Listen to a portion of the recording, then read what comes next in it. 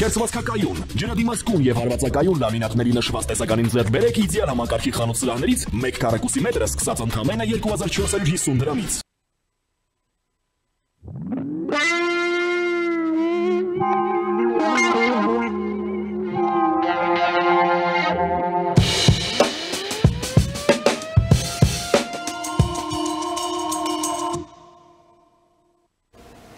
Շարունակում ենք մեր թողարկումը, առաջին լրատվականի եթերում կրկին Մեհրաբյան օնլայնն է, ես Բեն Մեհրաբյանն եմ։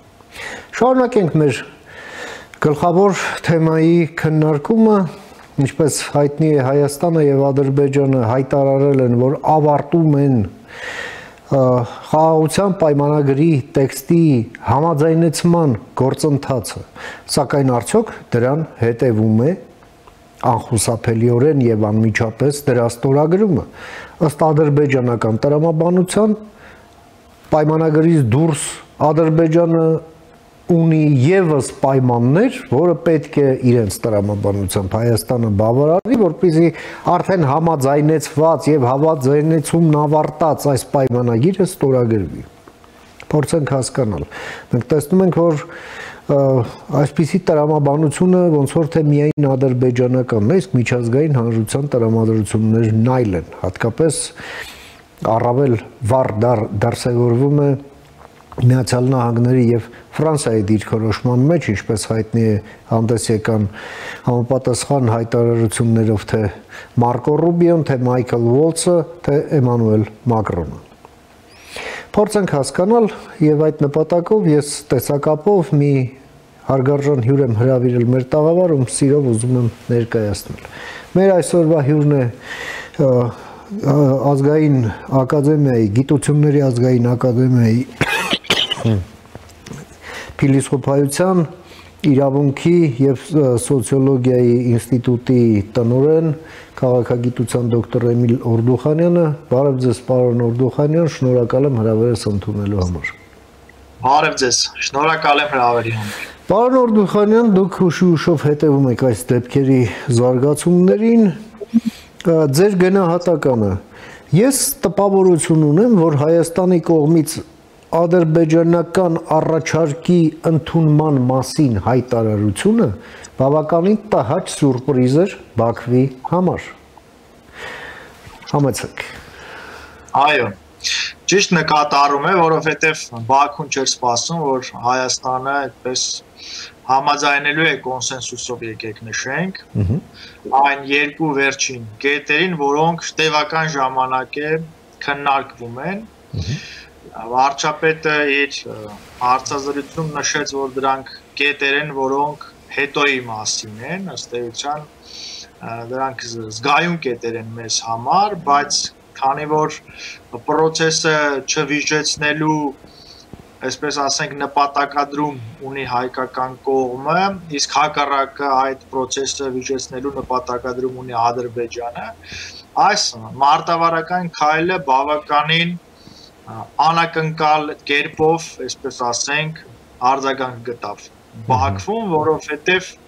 ասվածի հիմքը հետևյալն է, եթե ամեն ինչ համաձայնեցված է, ապա ինչու հենց այս հայտարարությունից հետո Ադրբեջանը սկսեց տեղեկատվական, ապա տեղեկատվության, այսպես ասենք, մի արշավ օրվա մեջ մի քանի անգամ կեղծ ստահոդ լուրեր տարածելով, թե սահմանին կրակոցներ կան։ Սա նշանակում է, որ մեր համաձայնությունը ձեռնտու չէ Ադրբեջանի եւ այստեղ ցույց է տալիս Ադրբեջանի հիմնական նպատակադրումը այն է վիժեցնել խաղաղությունը եւ նոր նախադրյալներ ստեղծել ագրեսիվ գործողությունների համար, ինչը արդեն երկար ժամանակ Ադրբեջանին չի հաջողվում։ Եվ Ադրբեջանը մատնում է իրեն իր այս վարքագծով, որ ինքը իրականում չունի խաղաղության օրակարգ եւ նույնիսկ այն պարագայում, երբ Հայաստանի Հանրապետությունը համաձայնում է այս բոլոր կետերին, ինչը ենթադրում է, որ պետք է հետևի այս ամենին արագ ստորագրումը այդ համաձայնագրի, Ադրբեջանը ստեղծում է նոր կեղծ հիմնավորումներ եւ պատճառաբանություններ ստորագրման չգնալու նպատակով։ Պարոն Օրդուխանյան, փաստորեն նշանակում է տեքստի համաձայնեցման գործընթացի ավարտը, դեռ չի նշանակում փաստաթղթի ստորագրում ըստ այդմ։ Հիմա մենք տեսնում ենք, որ սա բավականին նյարդայնացնում է նաև միջազգային հանրությանը եւ մեր տարածաշրջանում շահեր ունեցող տարբեր սուբյեկտների եւ առաջին հերթին Միացյալ Նահանգներին եւ ճնշումներ կարող է գեներացնել Ադրբեջանի ուղղությամբ։ Մենք տեսանք, որ Մայքլ Վոլցը հեռախոսազանգ է ունեցել Հիկմետ Հաջիևի հետ եւ խոսվել է այն, ինչի մասին ինքը գրում է իր ուրեմն այդ տեքստում, հա, Twitter-ում իր այդ ուրեմն գրառման մեջ ինչպիսի ընթացք եք դուք առավել հավանական տեսնում ըստ այդմ։ Ասեք, հայկական կողմի քայլը կարելի է ասել ամբողջությամբ խառնեց Ադրբեջանի խաղաքարտերը եւ այն տրամաբանությունը, որով Ադրբեջանը տեսնում էր այս գործընթացի հետագա զարգացումը, հող նախապատրաստելու, հրաժարվելու պայմանագրի ստորագրումից բերելով կեղծ պատճառաբանություններ, թե հայկական կողմը ապակառուցողական մոտեցում ունի, բայց իրականում հայկական կողմի այս քայլը ամբողջությամբ վերհանեց Ադրբեջանի ապակառուցողականությունը եւ այս ֆոնի վրա մենք իմացանք այդ շատ կարեւոր զանգը ամերիկյան կողմի ազգային անվտանգության հարցերով նախագահի խորհրդականի զանգը, որտեղ շատ հստակ էին ուղերձը եւ ըստ էության նաեւ պահանջը Ադրբեջանին, որ հիմա այսպես ասենք գնդակը քո դաշտում է եւ դու պետք է անես քայլեր, որովհետեւ եթե ամեն ինչ համաձայնեցված է, ապա ինչն է խանգարում, որպեսզի այդ փաստաթուղթը ստորագրվի։ Դնա էլ ասում է, ինչա խանգարում, իբր խանգարում, այսպես ասած։ Այո, դե հիմա դրանք այն, այսպես ասենք, անհիմն պատճառաբանություններն են, որ Ադրբեջանը կրի։ Մենք առիթ ունեցել ենք շատ անգամներ խոսել, որ նույնիսկ եւ այդ թվում ես ասել եմ, որ նույնիսկ եթե բոլոր կետերն էլ համաձայնեցվեն, այնուամենայնիվ Ադրբեջանը մի պատրվակ գտնելու է, մի ստորակետ, մի վերջակետ եւ այլն, որևէ բան, որպեսզի չգնա ստորագրելու, բայց քանի որ ըստ էության բոլոր կետերը համաձայնեցված են, հիմա միջազգային հանրությունը շատ ավելի իրական եւ լեգիտիմ լծակներ ունի ճնշելու Ադրբեջանին, որպեսզի ստորագրի այս փաստաթուղթը։ Նույնիսկ եթե չստորագրի, ապա սա կճնշի Ադրբեջանի նոր էսկալացիայի հավանականությունը Հայաստանի Հանրապետության սահմանների նկատմամբ եւ ըստ էության հակողում է հայտնվում Ադրբեջանը այս պարագային, որովհետև չի կարող հիմնավորումներ գտնելու նոր հարձակում իրականացնելու եւ չի կարողանում նաեւ հիմնավորել, թե ինչու ինքը չպետք է ստորագրի այս փաստաթուղթը, որովհետև այն ինչ ասում է սահմանադրություն փոխել եւ այլն, սրանք աբսուրդի ժանրից են, սա Հայաստանի օրակարգն է եւ սահմանադրությունը հանրաքվեով փոխվող փաստաթուղթ է, ոչ թե ինչ որ քաղաքական մեկ անձի կամ քաղաքական թիմի որոշում։ Եվ եկեք հիշենք, թե Վոլցի ուղերձում նաև ինչ կարևոր կետ կար, որ հիմա է պահը, որ պետք է խաղաղություն հաստատվի, որ մենք կարողանանք շարունակել աշխատել։ Եվ նաև Ադրբեջանը պետք է բաց թողնի ուրեմն այն մարդկանց, որոնց որ ձերբակալել է։ Այսինքն, այստեղ բոլոր պահանջները ուղղված են Ադրբեջանին, Հայաստանում չկան ձերբակալվածներ, Հայաստանը չի, որ խոչընդոտում է process-ին եւ այդ զանգը չի տեղի ունեցել Հայաստանի պաշտոնյային, այլ Ադրբեջանի, ինչը ցույց է տալիս, թե իրականում ապակառուցողական կողմը եւ խաղաղության խոչընդոտող կողմը որն է։ Սա ջղաձգում է Ադրբեջանի իշխանություններին եւ նրանք ցայտնոտային այս վիճակում ավելի, այսպես ասենք, ագրեսիվ խոսույթ են սկսում շրջանառել, բայց ես վստահ եմ, որ նրանք այս պահին որևէ հնարավորություն չունեն իրական գործնական քայլերի գնալու, խաթարելու այն որոշակի կայունությունը, որը հաստատվել է մեր տարածաշրջանում, մասնավորապես հայ-ադրբեջանական սահմանագծում։ Պարոն Օրդուխանյան, Նաև այս ժամանակահատվածը առանձնանում է նրանով, որ տարբեր արևմտյան երկրներ էապես մեծացրել են իրենց հետաքրքրությունը կենտրոնական Ասիայի նկատմամբ։ Մենք տեսանք Ուզբեկստանի նախագահի այցը Փարիզ եւ Ֆրանսիայի հետ ռազմավարական գործընկերության մասին փաստաթղթի ստորագրումը։ Մենք տեսնում ենք, որ Ուզբեկստանը նաև կապեր է ընդլայնում Եվրամիության հետ, իսկ Ղազախստանն ավելի վաղ էր այդ ամենն արել։ Մենք հասկանում ենք, որ թե Միացյալ Նահանգների պետքարտուղարների դեպ նաև Ղազախստանի արտգործնախարարի հետ հեռախոսազրույց ունեցել եւ խոսում էին արդեն իսկ գոյություն ունեցող ռազմավարական գործընկերության մասին այդ փաստաթուղթը իրագործելու գործընթացի մասին, հա։ Հիմա այս ամենին այսպես մուտքը, որը չի անցնում Ռուսաստանով, չի անցնում Չինաստանով, Իրանն էլ է դուրս մնում, ապա Ադրբեջանը դառնում է անփոխարինելի աշխարհագրությամբ մի երկիր այդ ճանապարհն ապահովելու համար։ Սակայն այսպիսի վարքաբանությամբ Ադրբեջանն ավելի շատ վերածվում է խցանի, այլ ոչ թե խնդրի լուծման մասի։ Ինչ եք կարծում, այս ամենը անտագոնիզմը չի կարող ծնել եւ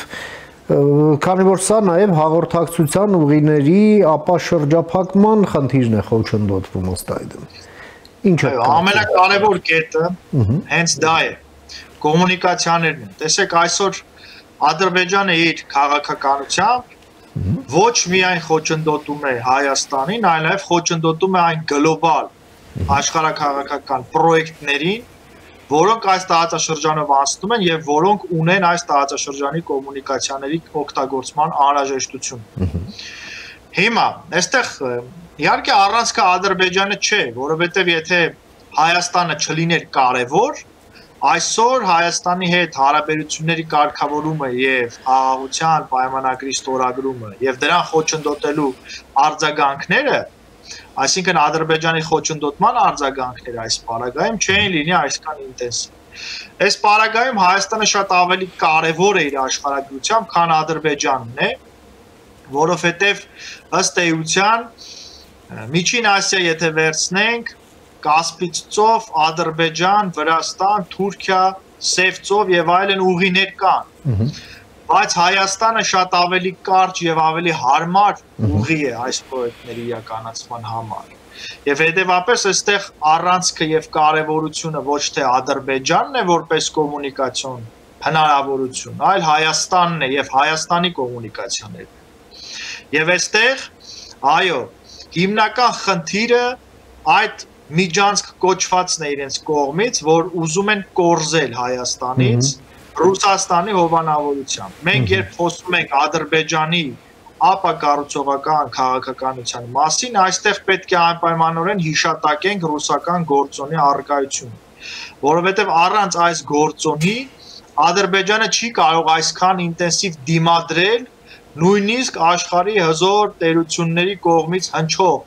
այն հայտարարություններին, որ գիտեք ինչ պահը եկել է եւ արդեն պետք է ստորագրվի այդ փաստաթուղթը, եթե բոլոր կետերը համաձայնեցված են։ Բայց քանի որ Հայաստանը չի համաձայնում տրամադրել իրենց ուզած միջանցքը,